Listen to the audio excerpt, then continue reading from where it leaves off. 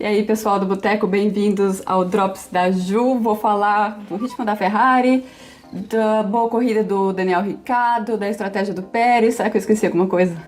É claro. Claro que eu vou falar da batida entre o Lewis Hamilton e o Max Verstappen, consequências para a Red Bull, possíveis consequências dessa batida. Lembrando que essas perguntas que vocês vão ver aqui sempre são enviadas para mim depois das corridas. Eu faço uma caixinha de perguntas lá no meu Instagram, no MyF1Life, e aí vocês podem enviar suas dúvidas, as dúvidas mais curiosas e as que se repetem mais, eu sempre respondo aqui depois da corrida.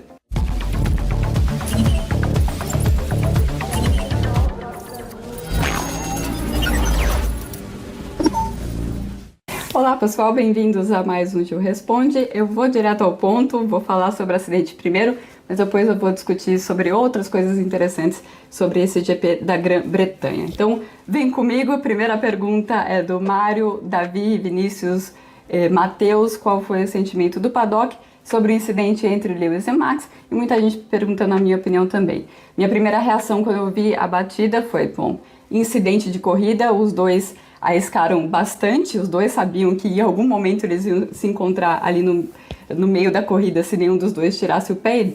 Os dois entraram sem nenhuma intenção de tirar o pé, mas estava na cara que ia sair uma punição para o Lewis Hamilton. Acabou saindo 10 segundos, muita gente perguntou se é brando, se não é, teve as duas opiniões, bastante polarizada essa discussão. É uma punição, na verdade, muito forte para um incidente de primeira volta e para um incidente que pode muito bem ser lido como um incidente de corrida. Então, pelo meu entendimento, os comissários de pista acharam que foi bastante agressivo, bastante arriscado a manobra do Lewis Hamilton, e por isso deram 10 segundos, o que é bastante raro para esse tipo de manobra. E sobre o sentimento do paddock, na verdade, recomendo vocês ouvirem mais do que os pilotos, e ex-pilotos falam, do que jornalistas falam sobre esse tipo de lance, e a enorme maioria fala em incidente de corrida, e também entendendo que o Lewis Hamilton foi ali por dentro, sabendo que o Max Verstappen faz a curva, ele estando na frente, ele tem o direito de fazer a curva do jeito dele, sim, mas é um pouco mais inteligente, sabendo que tem um carro ali, você abrir um pouco para dar espaço para o carro que está do seu lado, para os dois não baterem, né? Eles sabem que o Lewis Hamilton sabe que esse não é o estilo do Max Verstappen, e pelas declarações que ele deu depois da corrida, ele quis fazer um statement, né? Ele quis demarcar território e falar, Max, olha, comigo eu também não levanto. Super arriscado fazer isso na Copse a 280, tenho certeza que ele não tinha intenção de levar o Max ao hospital.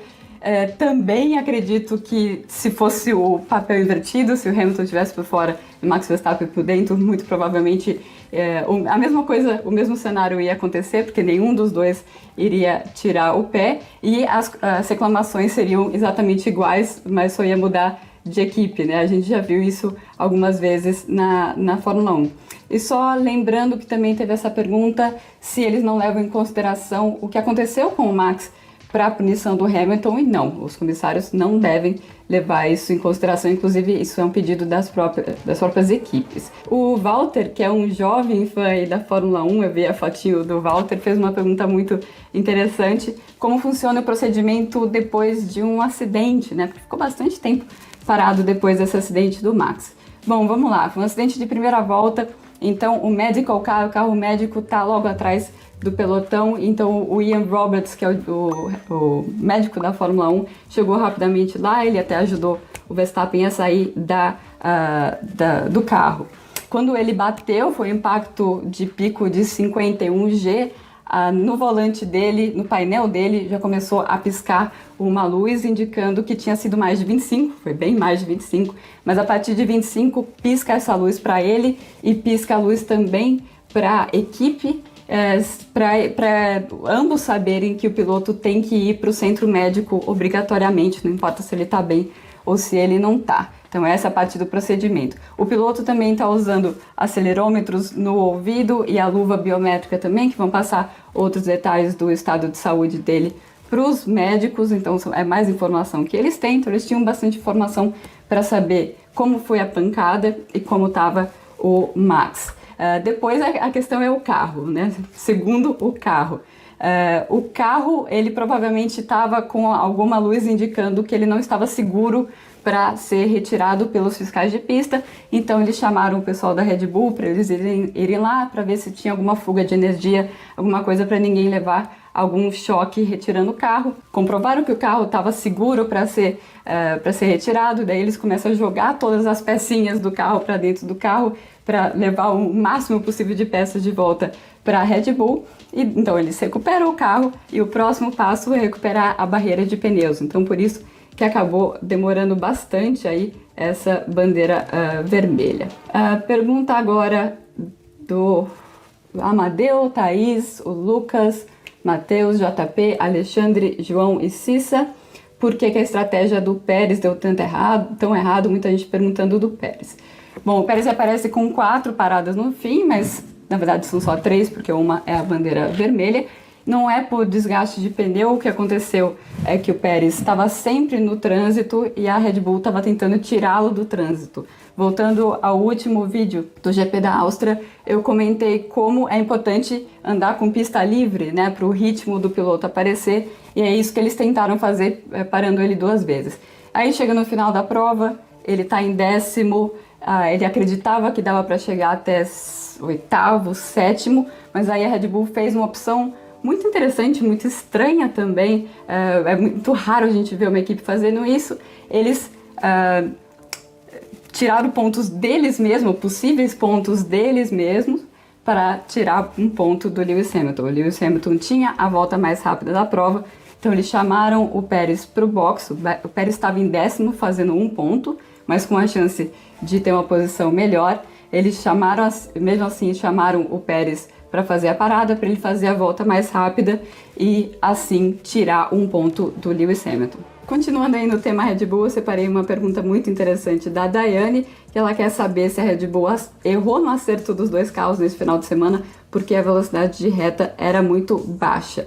Bom, Daiane, é difícil a gente falar que errou ou não errou, mas o fato é que eles escolheram fazer um carro que cuidasse melhor dos pneus, protegesse principalmente os pneus dianteiros, e a gente viu a prova disso com a dificuldade que o Max acabou tendo quando a pista estava mais fria na classificação na sexta-feira com os dianteiros, porque eles estavam tirando carga do pneu dianteiro, fizeram isso com cambagem e também com a parte aerodinâmica, aí entrando na sua pergunta da questão da asa, né? Eles estavam correndo com mais asa nesse final de semana, muito mais asa do que o Lewis Hamilton, que arriscou para o outro lado, né? Então, quando a gente fala, eles estavam muito lentos de reta, mas estavam lentos de reta em relação a um carro que estava correndo com uma configuração de menos pressão aerodinâmica. E foi inclusive por isso que o Hamilton foi para cima do Verstappen naquele momento, porque ele sabia que ele precisava roubar aquela posição antes que o Max começasse a cuidar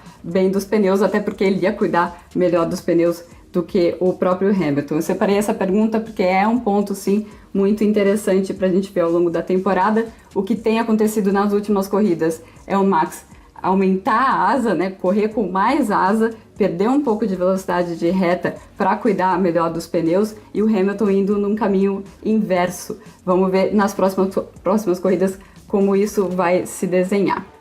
Pergunta da Catarina, que eu selecionei, mas também a dúvida do Caio, Pedro, Thiago, Eduarda e a Maria Luísa, porque as Ferraris se deram tão bem nesse GP, o que mudou? Realmente, né, um GP muito enigmático, vamos dizer assim, para a Ferrari, porque eles sofreram muito no GP da França. GP da França, a pista da França é uma outra que força muito os pneus dianteiros, e eles colocaram muito calor nos pneus dianteiros. Para quem não entende o que eu estou falando aqui, eu recomendo voltar no vídeo lá do GP da França que eu explico melhor. E aí numa pista que estava super quente, numa pista que é ainda mais dura com os pneus do que Paul Ricard, e com os dianteiros eles se dão muito bem. O Binotto não quis explicar muito bem o que eles fizeram. A gente sabe que a Ferrari não está levando peças novas para as corridas, então eles entendem o equipamento que eles têm nas mãos. Pelo que o Binotto falou, é mais uma questão de como eles estão preparando o pneu e como eles estão usando o pneu ao longo da corrida. Lembrando que Já na Áustria deu para perceber que eles estavam evoluindo nesse sentido, mas o Charles Leclerc pegou um pouco de trânsito, o Carlos Sainz pegou trânsito em todas as corridas e não deu para ver qual era o real ritmo da Ferrari. Agora que o Leclerc conseguiu se classificar lá na frente, a gente conseguiu ver, né? Lembrando que algumas pessoas ficaram com a impressão de que a Mercedes está até mais lenta do que a Ferrari. O que aconteceu naquele começo de prova foi que o Hamilton simplesmente não estava atacando o Charles Leclerc, porque ele ia aproveitar quando ele tivesse pista livre. Eu explico isso melhor no post de estratégia no meu blog, no julianestrasoli.com.br, no post que vai sair na quarta-feira. Continuando aqui, dúvida da Maria Laura e também da Ana Júlia, Maria Beatriz, Luiz e da Amanda. Toda mulherada com nome composto quer saber, e agora? O Ricardo vai, né? Agora engrena o Ricardo? Bom, ainda não. Eu acho que eu expliquei aqui no vídeo, em algum lugar, em algum texto, eu expliquei a questão do Ricardo, que ele é mais nas freadas e na retomada de velocidade depois das freadas. E no circuito de Silverstone a gente não tem muito disso. Foi por isso que ele mesmo falou depois da corrida. Vamos esperar, porque talvez seja algo relacionado a esse circuito.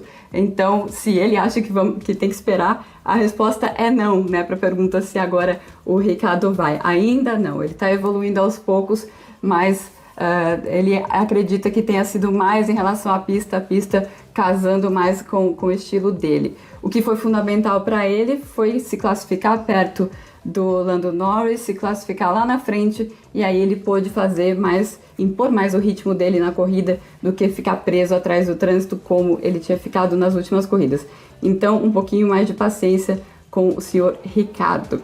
Agora, a dúvida da Thaisa, na verdade, a Thaisa que escreveu o seguinte: você ia falar sobre uma coisa que eu esqueci o que era, mas eu tô aqui para te lembrar. Obrigado, Thaisa. O Vanderlei e o Daniel também me lembraram.